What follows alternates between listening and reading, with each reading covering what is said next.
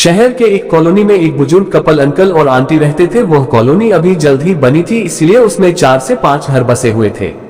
इनका बेटा इन्हें छोड़कर अपने पत्नी के साथ विदेश में रहता था, क्योंकि उसकी पत्नी ये नहीं चाहती थी कि वह घर पर रहकर अपने सास ससुर की मदद करे। ये बुजुर्ग अंकल और आंटी जिस कॉलोनी में रहते थे, उन्हें हमेशा से यह डर रहता था कि कहीं कोई घटना ना हो जाए, इसलिए वे ज्यादा घर से बाहर नहीं निकलते थे। लेकिन उनका यह रूटीन था कि वह हर सुबह सूरज निकलने के बाद टहलने के लिए निकल जाते थे।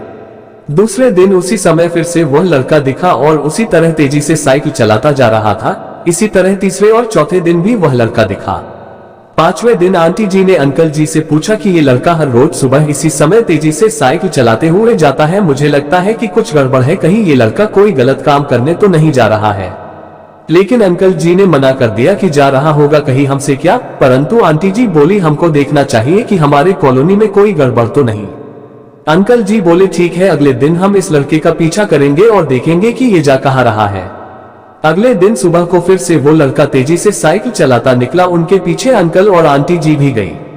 उन्होंने देखा कि थोड़ी दूर जाने के बाद वह लड़का एक पेड़ के पास साइकिल खड़ी कर दी। उसी पेड़ के पास थोड़ी सी खाली जमीन पड़ी थी और उसे वो खोदने लगा। अंकल और आंटी जी कुछ देर तक देखते रहे कि ये लड़का क्या कर रहा है, लेकिन लड़का जमीन खोदे जा रहा था। कुछ देर बाद उन्होंने लड़के से पूछा कि आप ये जमीन क्यों खोद रहे हो। लड़के ने मुस्कुराते हुए कहा कि अंकल जी, मैं आप दोनों को रोज देखता हूँ, लेकिन आपको मुझसे डरने की जरूरत नहीं, और यहाँ जमीन इसलिए खोद रहा हूँ कि मेरी नई नौकरी लगी है। अंकल ने पूछा, कहाँ नौकरी लगी है, ऐसा कौन सा काम है जिसमें जमीन खोदनी है।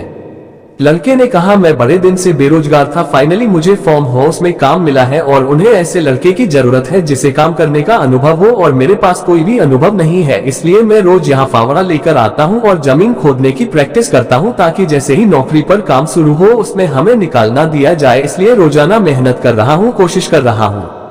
उस लड़के की बात सुनने के बाद अंकल और आंटी जी ने लड़के को आशीर्वाद दिया और बोला, बहुत ही बढ़िया बात है, प्रयास ही जिंदगी में सब कुछ है। यह छोटी सी कहानी जिंदगी में बहुत बड़ी बात सिखाती है।